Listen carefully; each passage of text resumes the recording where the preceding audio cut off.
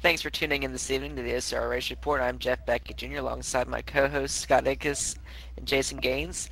This is the Charlotte edition of the Race Report, and last Tuesday night in the Nationwide Series, maybe not the best race. It, in the end, was a pretty decent race.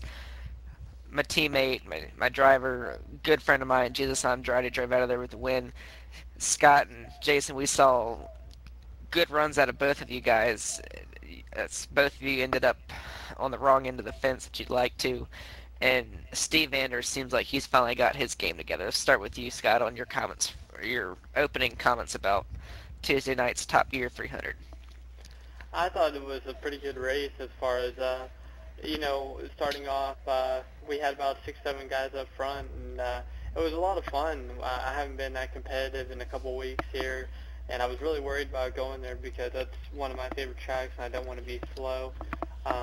So to be up there passing Jesus and Corey and Austin, a lot of good drivers right there, and to pass them was a real honor for me to be able to go up there and run with those guys. Now let's not hide the obvious here. A lot of people walked out of there last night pretty upset. Again, I say last night, we're recording this on a Wednesday night, so it does go that way. We'll say Tuesday night for time's sake. A lot of people walked out of Charlotte Motor Speedway very upset, and I mean very upset, and racer Michael Gruby was one of the individuals who've done it, said a couple of hate words towards the officials, myself being one of them, and pretty much it's just a stale deal. Jason, you're one of the many guys that felt like everything went like it was supposed to. You want to elaborate on maybe your point of view? Yeah, it's a tough deal being on the side of the fence that those guys were on in that whole mess Tuesday night. I keep saying last night myself, but I mean, it's one thing to, get frustrated and get mad about something, but it's a totally different side of things when you take it the way that they have, and they've just, in my opinion, took it way too far. I've been on that. I've been in that position. I've been screwed over by, things outside of my control, and the only thing you can do is just accept what's in the rules, and what's in the rules is if it happens on the first lap, then we will have a restart, and if it's not, which it wasn't that I seen, that's the way it is. That's why we have rules implemented, and they need to be abided by, and if they can't do that, then there's other options. Scott, did you have anything else to add to what Jason just said? No, not really. I think he said about as best as how I would say, races are, they're going to be good races and they're going to be bad races, and there's nothing that you can take back. You're just going to have those races, and you're just going to have to either get over it or get out, I guess. Now, before we get off this subject, there's going to be a few minor changes going into the upcoming, I guess you could say, core events. The Camping World Truck Series race this Sunday night, and then next Tuesday's Nationwide Series race in Talladega. Officials have rumored to be making some changes. Being that there is nothing confirmed right yet, starting with you, Scott, what would be some of the changes that you would like to see implemented, if any, rule changes and everything? The one thing I guess would be nice to change would be like the one lap rule. Give guys a couple laps at the beginning just to kind of figure out how good the track is and whatnot, just to make sure. So you're not going out there going to a corner and you just slip in right up into the wall and take some other guy out, or even the entire field. That'd be nice to have something like that implemented. Jason, is there anything that you see that maybe could be improved from a driver standpoint? Pretty much what Scott said. Just maybe changing that rule or looking into maybe, rewording it somehow to where people better understand it. And I wouldn't see a problem with saying, the first 3 or even 5 laps. That way, like Scott said, people have a chance to get a feel for the track in their cars, and hopefully just take it easy and get out of that window that we got starting the race, because that's when we have issues. And it can save somebody's night and their chance at a championship or whatnot. And I mean, another thing that could possibly be looked at is Eric Mickey had gone and he had made a suggestion to the officials that the race should be, I guess you could say, started late, so to speak. Instead of us going on the green flag, we should take a pace lap and then get going right away. That's another suggestion that's being looked into and considered, I know, by the officials. And all of you viewers who are watching in, if you wanted to suggest something for the officials to take into consideration, just comment below on the OCRL.com here in the video comment. We'll take a look at it. We'll consider all the options and try to make the best, most possible decision to get the racing where it's fun and fair and where it needs to be, so to speak. Moving on with a nationwide race, it was, I guess you could say, cluttered with green flag runs. We had 6 cars contending for the lead, I believe 80% of the race. Scott, you were one of the guys who you had said early in your opening statement that you guys had a really good car. You had an engine failure, unfortunately, and Jason, you and I got together. But let's take a minute to talk about Stevie. This is a team that has had a slow start. Right now they sit 4th in the standings, 25 back, but he ran Tuesday night like we are accustomed to him running. He was fast, ridiculously fast, and that team seems like they've really gotten on the right track. Scott, you being a Ford owner, a Ford driver, what's it like to see, I guess you could say, a sister team, so to speak, Stevie, former most popular driver, run well like that?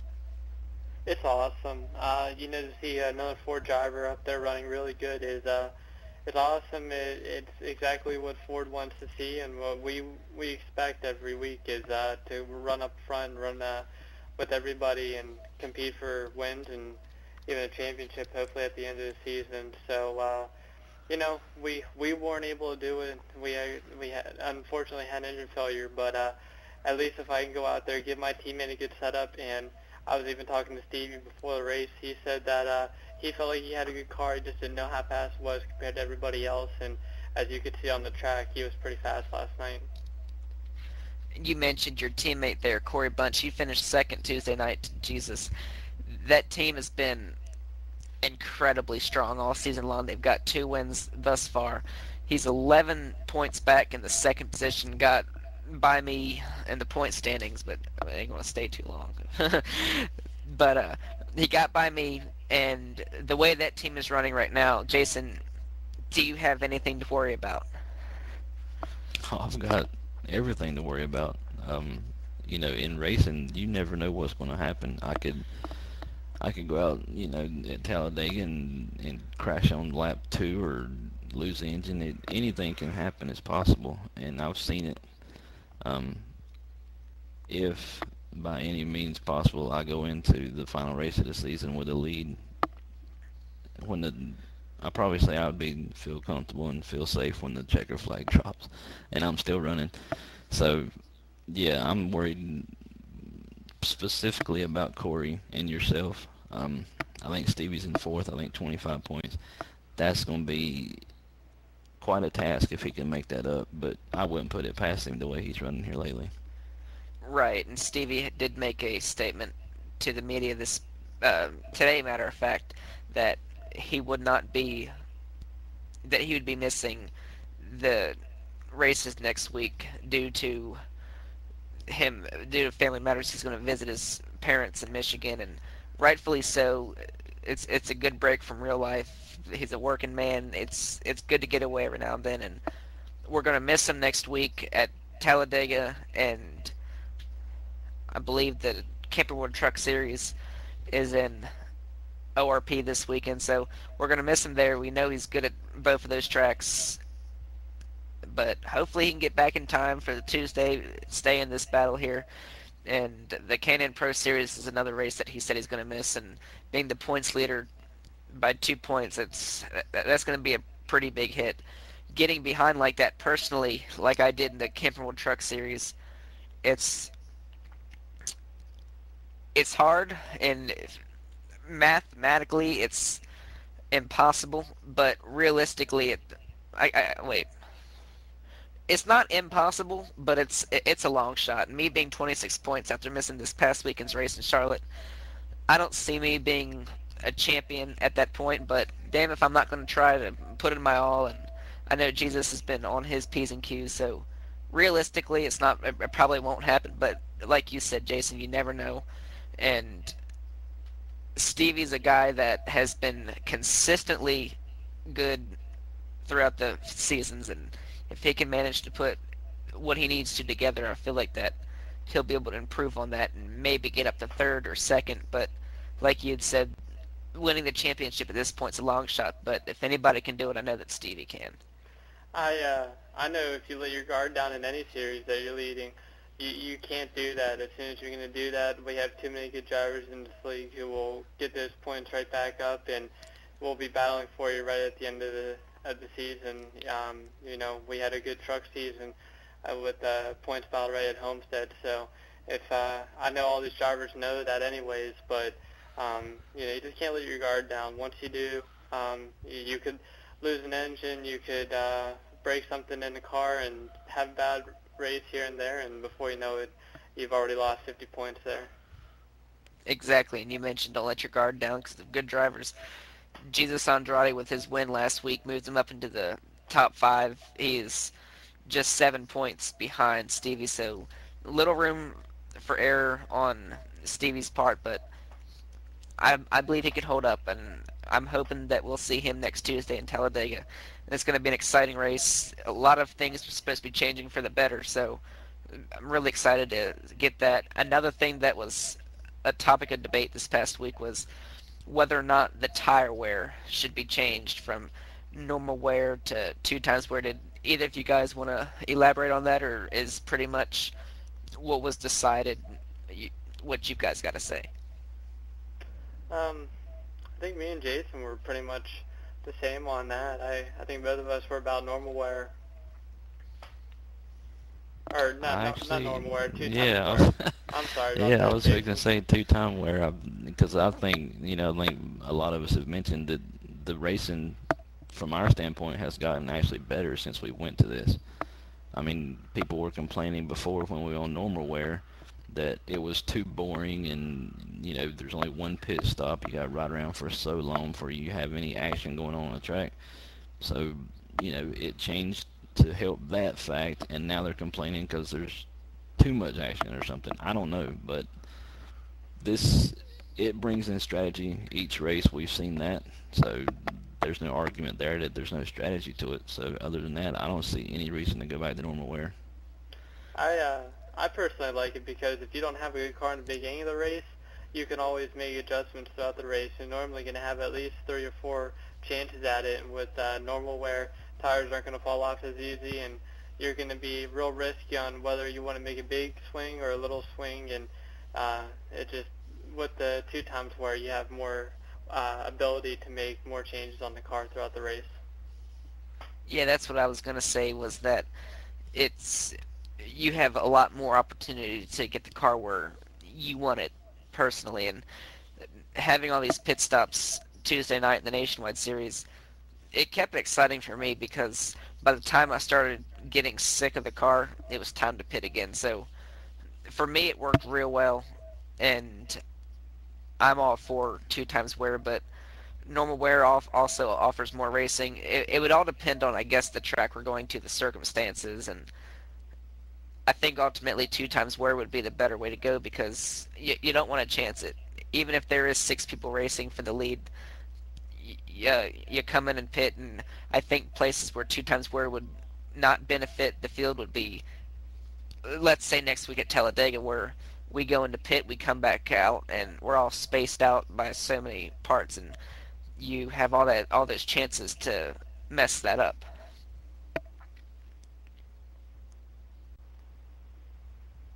right, Scott? Yeah, yeah.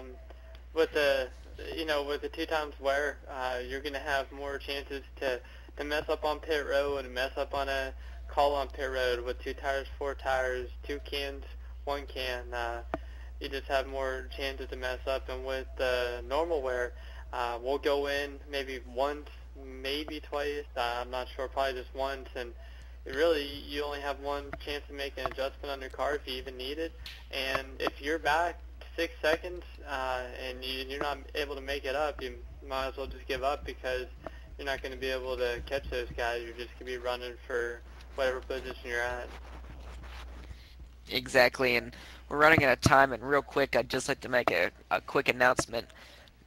Um, Silly season is going into effect for the Sprint Cup Series season. Right now, it's getting to that time, the Nationwide, the Truck Series, and all this stuff. All these contracts are being renegotiated, and I got some time to sit down with Jesus last night. He told me after his win, I brought him into the hauler and kind of talked to him a little bit about his contract, and he told me that he was keeping his eyes open on what other teams were offering, but he didn't have an answer for me. He come knocked on my office door this morning. He leaned in. And he said, "Look, I'm happy where I'm at. This is where I want to be." And he pretty much agreed. For sure, next season we're trying to get him for a couple more seasons after that, and hopefully Jason will be working on him next. And on behalf of everyone here at the OCRL Studios, I'm Jeff Baki Jr. I'm Scott Ickes. And I'm Jason Gaines.